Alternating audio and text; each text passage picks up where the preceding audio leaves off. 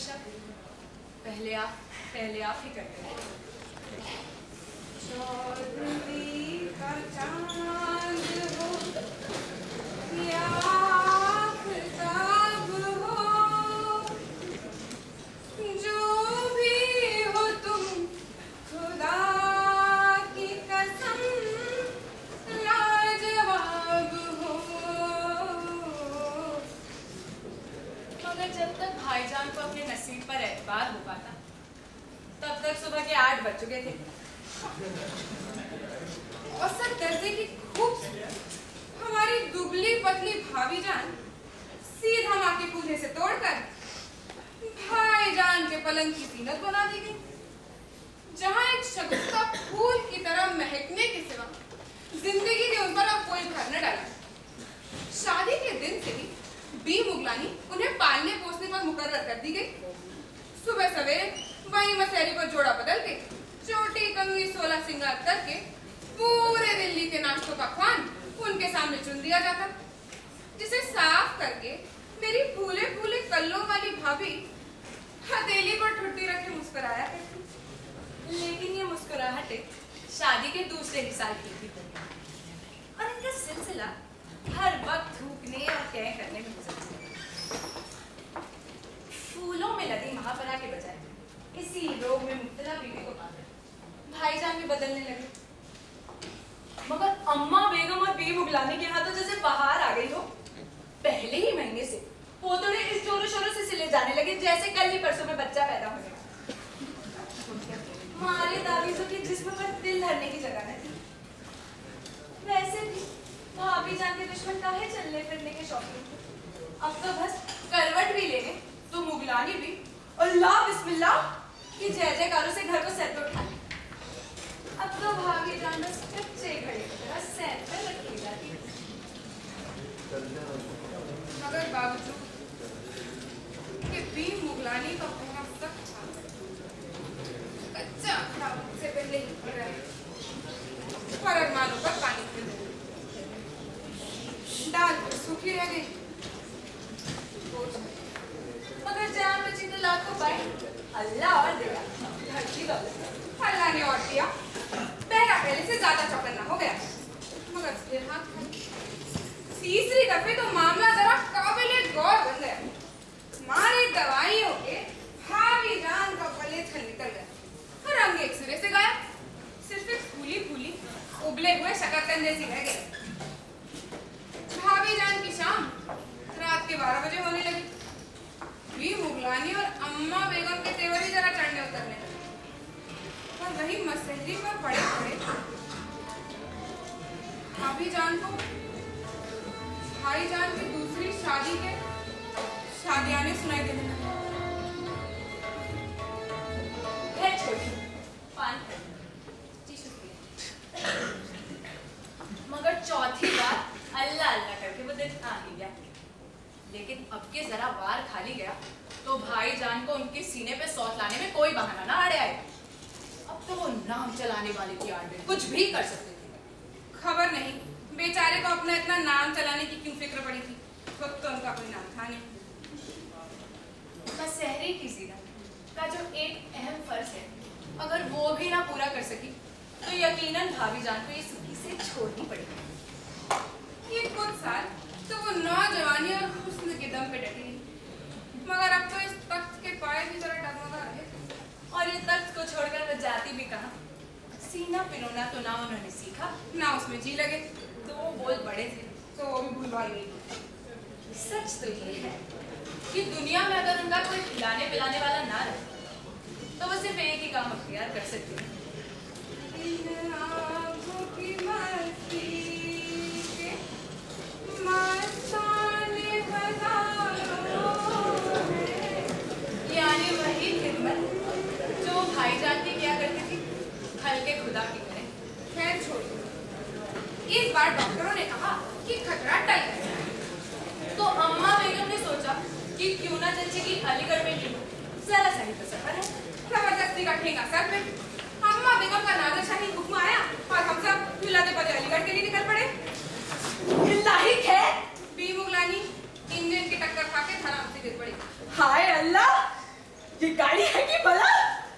ए मुश्किल कुशा। बी मुगलानी भाई फर्श पर पड़े पड़े कलाम पाक की आयतें पढ़ने लगी। आराम कुर्सी रेल के गद्दे से लगा दी गई और अब आया वक्त हमारी गुब्बारे जैसी भाभी जान को रेल में चढ़ाने का। इलाही खैर, या गुलाम दस्तगीर, बिस्मिल्लाह बिस्मिल्लाह। अरे बेटी जान, कदम थाम के जरा पायजा उठा के। हाय अल्लाह। अम्मा बेगम वहीं बैठी बैठी बिना हाथ पैर हिलाए नकीर की तरह ललकारी। कुछ हमने घसीटा, कुछ भाई साहब ने ठेला। ताबीजों और इमाम जामीनों का इश्तिहार बनी हमारी भाभी जान तने हुए गुब्बारे की तरह रेल की सीट पर जाकर लुढ़क गई।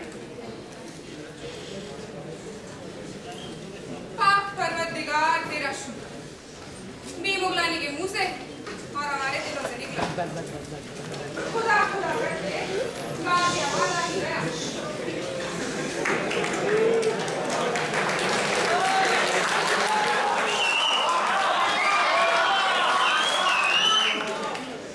तूफान में नाम लिखने में गंगनाती हुई चली जाती, रुकने का नाम ही नहीं। खैर डिब्बा पूरा अपने लिए रिजर्व था ताकि भीड़ भाड़ का खतरा न रहे। मगर जो ही रेल रेंगी, रेल का दरवाजा खुला और एक कबाड़ी अंदर घुसने लगी। कुली ने घसीटा मगर वो पायदान पर भीड़ चिपकली की तरह चिपक गई। हाय हाय हुई, कहाँ घसी चली आ रही है?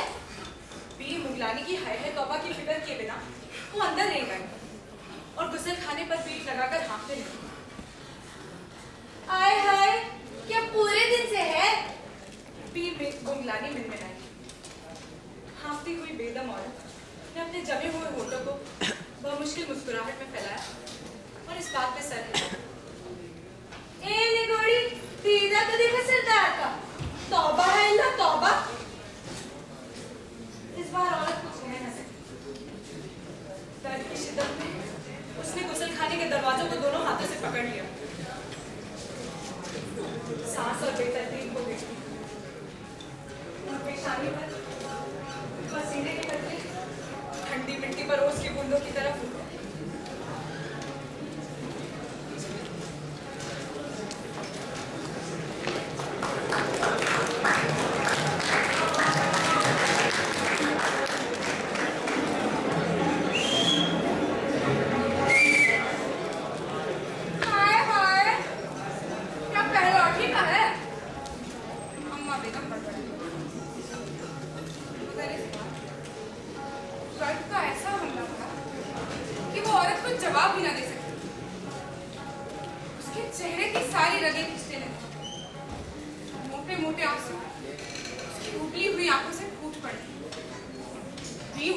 हाय हाय करती रही।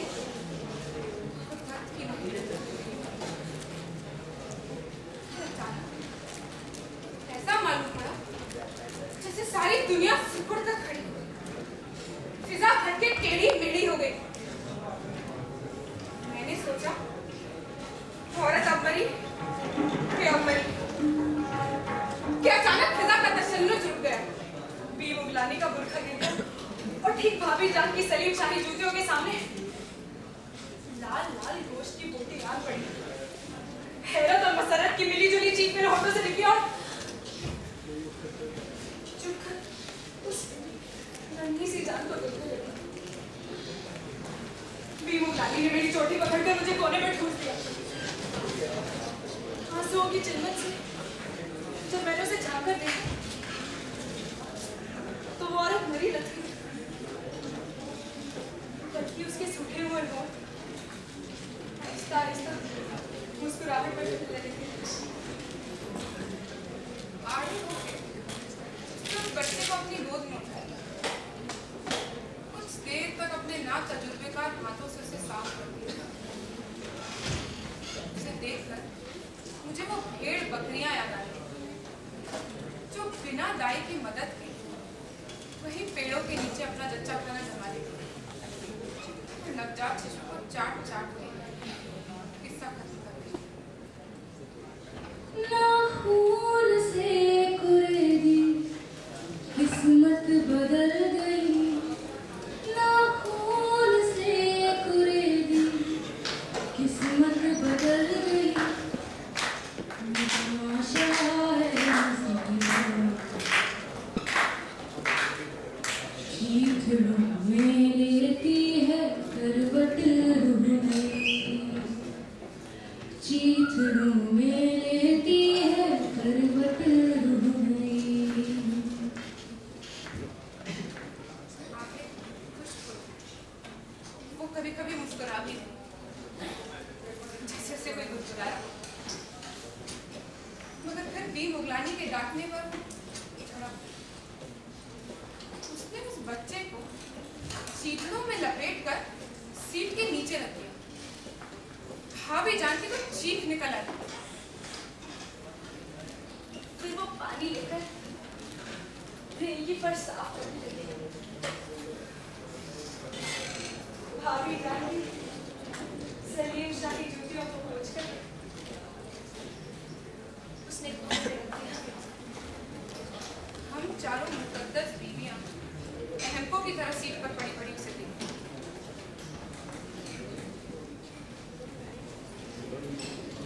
खुर्ची पर रेल के खचके से वो चौंक गई। रेल रुकते रुकते उसने डब्बे का दरवाजा खोला और पैर फैला के उतर गई। उतरते ही टिकट कलेक्टर ने पूछा, क्यों री टिकट? तो उसने अपनी झोली कुछ इस तरह फैलाई जैसे वो कहीं से झड़मेरी के भेड़ चुरा कर लाई हो। टिकट कलेक्टर का मुंह खुला का खुला रह गया और वो हंसती मुस्कुराती पीछे मुड़ती और भीड़ में गायब हो गई। खुदा की सवार इन खान गोइयों की सूरत पर ये हरामी हलाली जमती फिरती है। मुझे जादू करनी है। अम्मा बेगम फिर बढ़ गई। रेल ने ठोकर ली और चल पड़ी। अचानक भाभी जान की सिस्कियां एक साफ चीख में उभर आई। हाय हाय बेगम दुल्हन, सब खैरियत तो है? मुगलानी भाभी जान का चेहरा देखकर लर्जी। मगर उधर तो खैर गायब थी। नई रूह दुनिया में आते ही झिझकती और मुंह बिसूर कर लौट। मुगलानी ने लाख टटोला, भाभी जान ने उसकी दहाना सुनने की आस न छोड़ी। जब तक हकीकत से वाकिफ हो पाते एक मौज आई, एक चली गई, एक मौज आई, एक चली गई। तमाशा है ये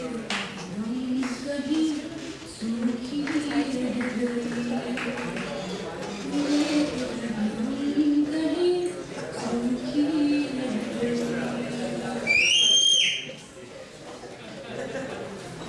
हाय अल्लाह, बातों ही बातों में वक्त का पता ही नहीं चला। सब तेरी वजह से गपोड़ी। खैर, हम तो आपको बताना ही भूल गए। आज भाईजान का दूसरा निकाह है। आप सभी जरूर आइएगा।